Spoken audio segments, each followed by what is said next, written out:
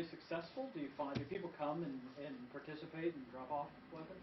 Yes, we have had success before with people surrendering weapons, and that's again why we want to offer this. Oftentimes, there may be through death in the family or just through the generations firearms that have just been passed down as either heirlooms or because there was nothing else to do with them. And so oftentimes we'll find that individuals that don't want to possess a weapon but have come into possession of one through, again, that way that they'll bring them forward and surrender them. And you said APD's done this before. Is it correct to call this a new program? And if so, what makes it new and different? What's new about this is the emphasis that we're putting on this, the fact that we're actually assigning days. We'll be bringing in officers so that they are there solely for the purpose of taking these guns in. And again, we're putting a big media push behind this as well. So I think there's a lot of things that we're doing here by scheduling this, again, multiple times through the year. And depending upon the success, we will continue, or we will even do them more frequently if we find that they are successful. Okay. I want to move on and talk about an incident that occurred last night. This incident occurred at 10:06 p.m. in the 800 block of West Cesar Chavez. This incident involved two citizens riding their bikes along the street, again in the 800 block of West Cesar Chavez. One of them did happen to be an off-duty Austin police officer that was just in plain clothes out for a bike ride with a family member. And as they were riding their bikes, there was a suspect that approached them in the opposite direction on a skateboard. As the suspect passed the officer, she heard noise behind her, and when she looked back, she saw that the suspect had in fact sucker punched her husband, striking him in the face. He was knocked to the ground and injured.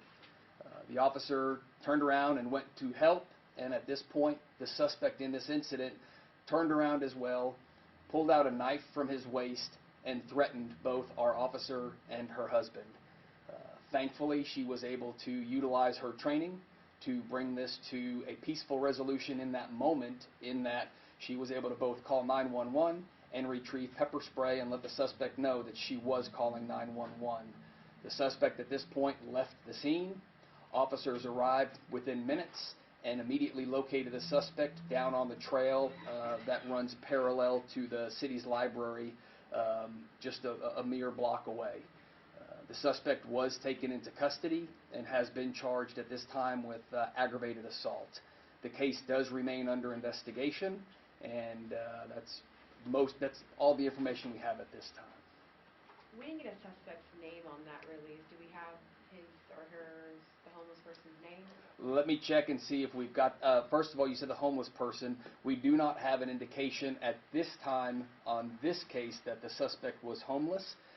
In fact, our records do show that the suspect has an address. As most of the time, it's hard to tell if at that time the person is living at that address or not, but we do show that the person in this incident actually has an address. And I'll have to check to see whether releasing the name at this time would interfere with that ongoing investigation. Is there any indication that they knew each other, or did this seem like a random attack to you? No, everything shows that this was just a random attack. I heard that the suspect was arrested for aggravated assault and then also some local warrants. Can you give us any details on what those warrants were? Correct. He had warrants for his arrest. I don't have the information in front of me on what those warrants were, but the charges stemming from the incident last night were the 2 counts of aggravated assault. And then the officer's husband, I had heard that he was taken to the hospital for a concussion. Any word on how he's doing now? Won't give out any medical information, but he was transported for treatment. Did that suspect offer up any motive or anything? What made him do this? Not that I know of right now, no. Okay. Now I'm going to discuss the incidents that involved multiple stabbings that occurred late last night and early this morning. The first report that we have, all these times will be approximate times, but at approximately 11:24 p.m. last night in the 600 block of Natchez Street, we had officers that were flagged down by a group of females. When the officer went over, he observed there was a female victim that was lying on the ground in a pool of blood. The officer could see that the blood seemed to be originating from the back of her head and observed what appeared to be a large laceration on the back of her head. The victim stated that she was with a group of friends heading to 6th Street.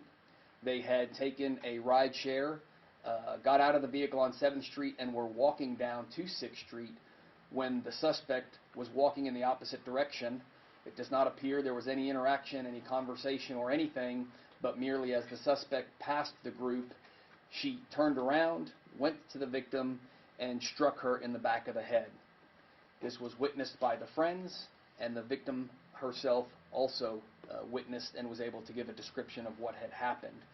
The witnesses described seeing the suspect, after passing their group, take a swing, at the victim, hitting the victim and the victim falling to the ground. In this incident, the victim was transported to a local hospital for treatment of her injuries. Our reported time of 12:07 a.m. this morning in the 500 block of East 6th Street, we had a female victim that approached an officer and let him know that she had just been assaulted, and the victim at this point said she was standing outside on the sidewalk when the suspect came up and just struck her from behind, very similar to the incident that I just described. She said she was struck in the back of her head with something that felt like a solid object, and that she was able to see the suspect run from the scene. The victim did also have a laceration to the back of her head that was bleeding as well. The victim in this case recognized the suspect as a local homeless person that frequently hung around outside of a business that she works at in the downtown area. So she was also able to provide identification of the suspect in this incident. And at around the same time, APD officers were dispatched to East 6th Street and Red River Streets on a caller that reported a female victim had been stabbed. Officers arrived and they found a victim who had suffered lacerations to her shoulder and her wrist. The victim in this case reported a very similar interaction in that she was approached by the suspect. In this case, the suspect said something to the victim, asking her to be quiet.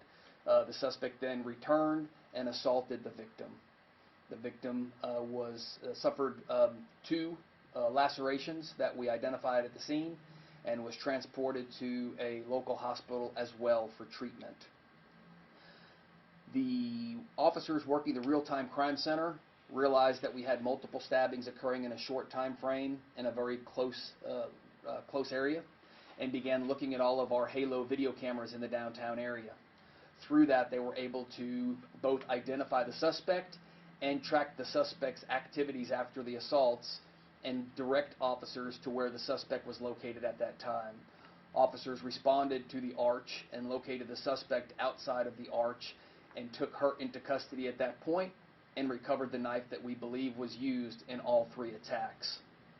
The suspect in this case has confessed, but she confessed to stabbing 5 people. So the possibility exists that there were individuals that were assaulted last night and that have not yet come forward and reported it. So if that is the case, we need those individuals to come forward. We know from looking at our Halo video cameras that a few of these assaults were captured on video. We believe in one of those videos, the person that was struck, we have not identified that person yet. They do not appear to be one of the 3 victims that we are aware of. We have a second video that we are undetermined at this point of whether it is one of the 3 victims that we've identified. So again, the suspect in this case confessed to stabbing 5 individuals. We know of 3, and if there is anyone in the community that has information, it's very important that they come forward at this time and share that with our aggravated assault unit. If you witnessed any of these assaults, if you have video of any of these assaults, or if you have information that you think would be helpful in this investigation, we ask that you call the APD Aggravated Assault Unit. I'll give you a few numbers: 512-974-5245. As always, you can call Crime Stoppers at 512-472-TIPS, or if you want to use one of the various apps, whether it be the Crime Stoppers app or the Austin Police Department app, you can go ahead and report anything you may know, and you can do it anonymously.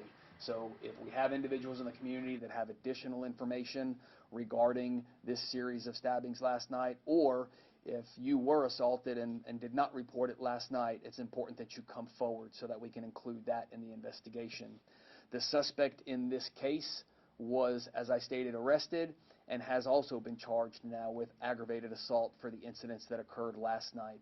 The case does remain under investigation, and again, if someone has information, we ask that you come forward.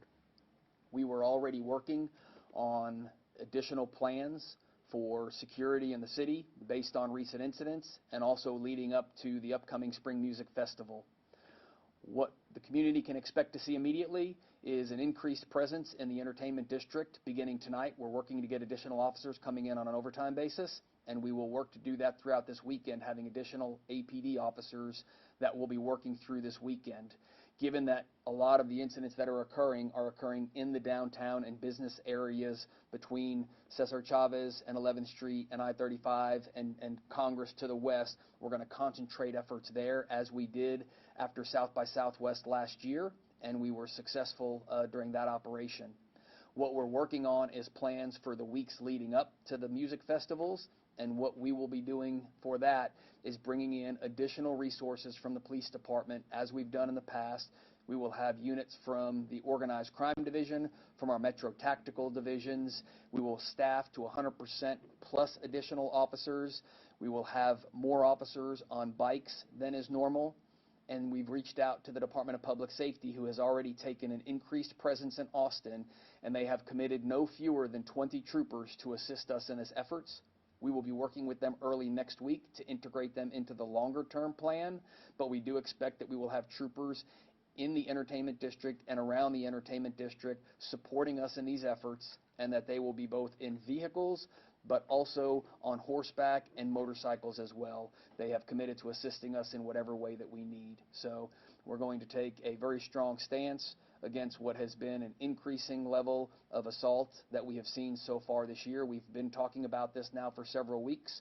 We know that in June of last year, we were down 9% in violent crime, and by the end of the year, we ended at flat, which means the 9% gain that we had achieved in reducing violent crime last year, we lost through the last 6 months of the year.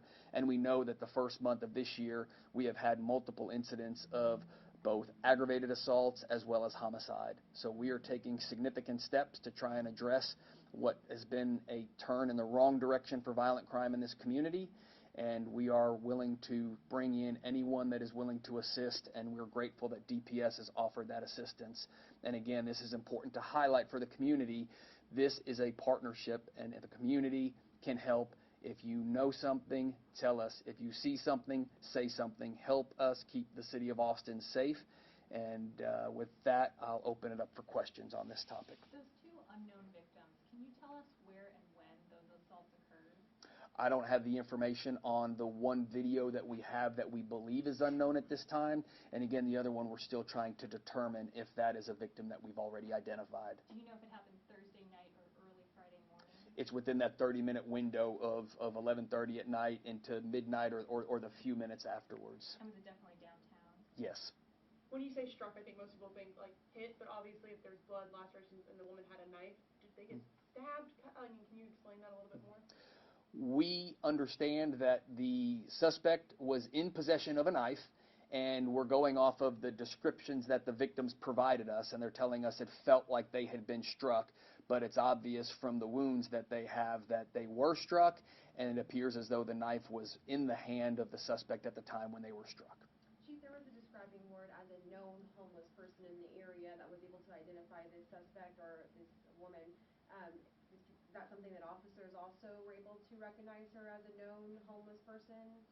I'm not sure if the officers that ended up taking her into custody and were with her last night or early this morning recognized her or not, but I do know that we show her as being homeless. Do we know if she was on drugs, dealing with any mental health things, stuff like that?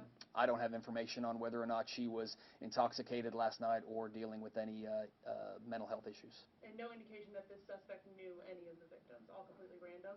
Correct. Everything at this point, again, appears as though each of these assaults was a random attack. So Thursday night, downtown, popular area, 6th Street, at a time when most people are probably going out. I mean, what's your word of advice to the public there when there's a woman going and striking people at the back of the head with a knife? Sure. I think the message is, as we put out before, that if you're going to go out and you're going to entertain and be with friends, do so, but do so responsibly. It's always best to be in groups and with friends and in well-lit areas. And what is also important is that as you're enjoying yourself, do so responsibly.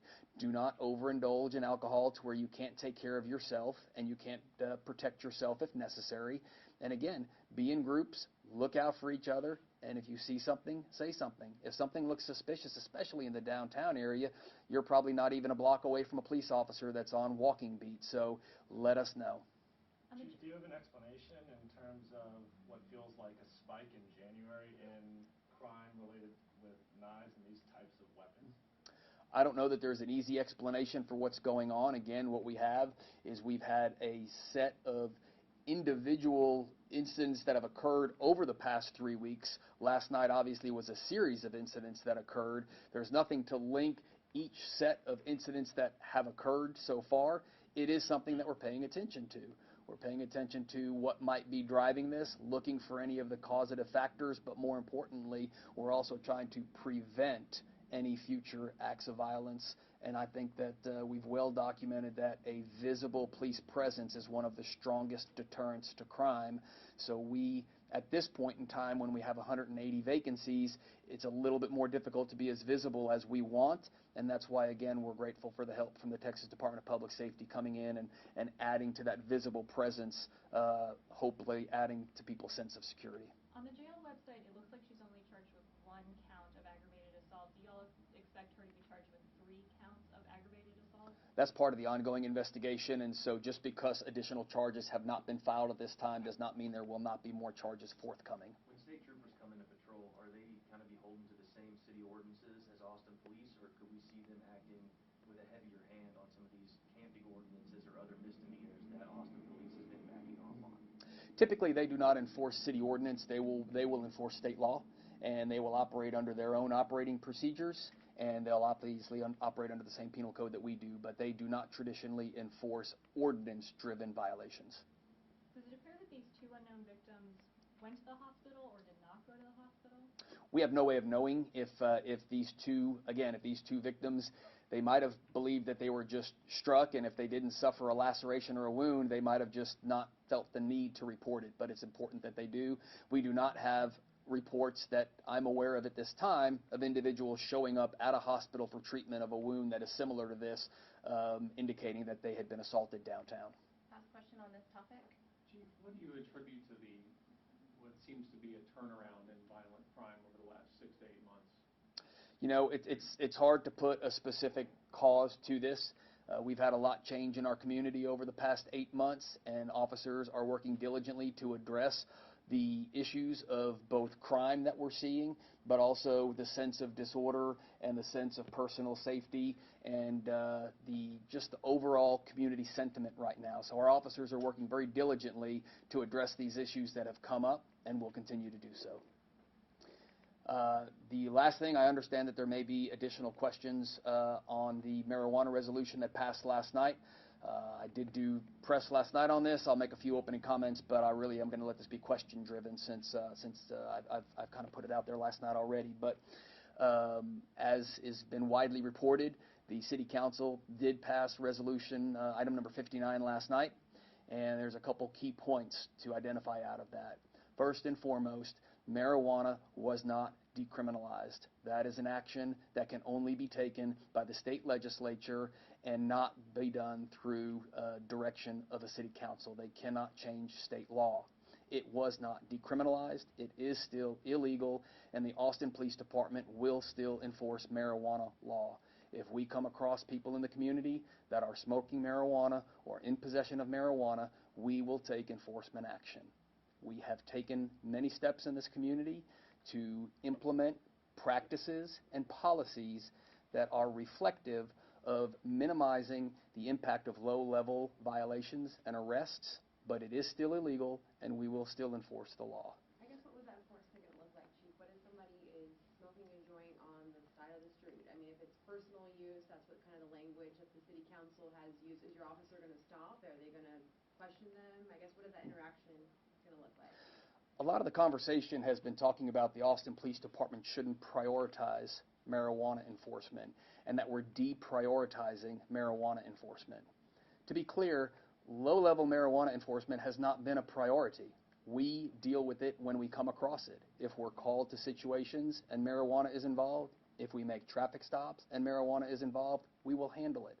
We are proactive in the larger level drug dealing, whether it be larger level marijuana dealing, and then that is also normally accompanied with other drugs, meth, heroin, cocaine, and the like. So we are very aggressive in our approach to the higher level distribution, but the low level marijuana possession and use has never been a priority for the department, but we also enforce the law when we come across it. So at this point, nothing will change. Officers that come across someone smoking marijuana or in possession of marijuana, we will handle it as we have, and that is either through cite and release, if the person is eligible for cite and release and the violation is eligible, or if the appropriate response is the arrest, then that will be made. We will continue to evaluate the resolution that was passed, and I would remind everyone that the resolution has the city manager going back to mayor and council by May with any recommended changes to APD's policies and practices. So we will take a look at our policies and practices, but at this point, the direction that has been given to the officers is that we have not changed our enforcement protocols today as they were yesterday and the week before, but we will be looking at the resolution to determine if there's anything that we should be doing differently based on the actions that City Council took last night. I mean, at the end of the day, can City Council tell police what they can and can't enforce? This was a direct question that came out on social media. I think all of you retweeted it, and so to directly answer the question, no. A city council does not have the authority to tell a police department not to enforce a state law. Now, we are always trying to work with our community, and we're trying to ensure that our practices align with community expectations, and this goes back to steps we've already taken as a city, implementing policies that we believe are reasonable. If we look at how we've approached many things in the city of Austin, looking back a year or so, the juvenile curfew, we agreed that maybe the juvenile curfew wasn't necessary anymore and that we could still maintain the public safety without a juvenile curfew. So we did that. We looked at our enforcement of some laws that definitely had disparate outcomes, such as driving while license invalid, and could we handle that outside of making that custody arrest? All of these things, increasing the use of cite and release, increasing the violations for which cite and release can be used. We are a progressive police department. We are often held out amongst our peer agencies as one of the agencies that is more progressive than others, and we will always look to make sure that we are employing best practices, practices that we think meet the community standards, but at the end of the day, as a police department, we are charged with keeping the community safe, and that comes with enforcing the law. Chief, how does that affect DPS that are coming to assist? Are they going to follow the directives that the city officers are doing, or are they going to do their thing, and how does that give and take work? DPS, again, will be operating under their own guidelines. They have their own policy manuals, and obviously they're enforcing the same state laws that we're enforcing. That being said, we have a very strong working relationship with DPS. They have been in our community many times. They have come and helped us with the large music festivals that have occurred in years past. They were here side by side with us through the bombings, and we have always worked positively with them. And that's what the meetings next week will be, is kind of delineating the areas of responsibility that we would like DPS to assist us with, and them letting us know what they can help with. And although they will not necessarily be enforcing city ordinances, we do expect that they'll be supporting us, again, in both the visible presence, but also in enforcing any laws that will help keep the city safe and address what we're seeing as a growing crime trend, especially in the downtown area. What steps has the department taken between the state hemp law going into effect and this resolution to move toward THC concentration testing or enhance that capability? We were working in our lab to develop the protocols to test marijuana so that we could determine the quantification of THC. I think it's been widely reported that with the legislation that legalized hemp, we now have to be able to prove that a substance is above 1/3 of 1% THC for it to qualify as cannabis instead of hemp. We were working in our lab. Our folks were putting together protocols so that we could perform that testing here, and we were also looking to acquire instrumentation that would allow for those calculations as well. With the actions that were taken by City Council last night, those operations will cease. We will no longer have people in our lab working to come up with a methodology that will allow us to test for the quantification of THC, and we will now await the work that's being done in other labs to see if they can put together a protocol that we would then look to implement in our lab. So that equipment was not purchased? That particular piece of equipment actually is a redundant piece of equipment. It wasn't being purchased to test marijuana. It can test for many different substances. Marijuana was just one of them, so that was not the purpose behind purchasing that piece of equipment. Can you already not have one. purchase it now? You already have one of those, correct? It is capable of all that as well, just the protocols weren't in place? Correct. We already have the machine, and if we were to need another machine or need a backup machine, then it was for something beyond just marijuana testing. So we would have a legitimate need for testing other drugs and other substances. Can you still purchase that piece of equipment? Because you still, I assume if that machine goes down, you're going to have trouble testing all the other substances that come in. I'll have to see if that actual purchase went through, but again, we already had one of those. That was to increase capacity and also to build in redundancy. Thank you.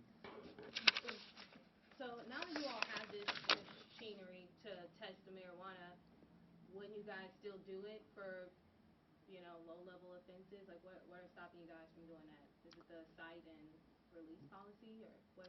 So we have the instrumentation that's capable of testing, but there are no protocols established yet. So the lab was working to develop the protocols. In other words, how do you test to establish a certain percentage of THC?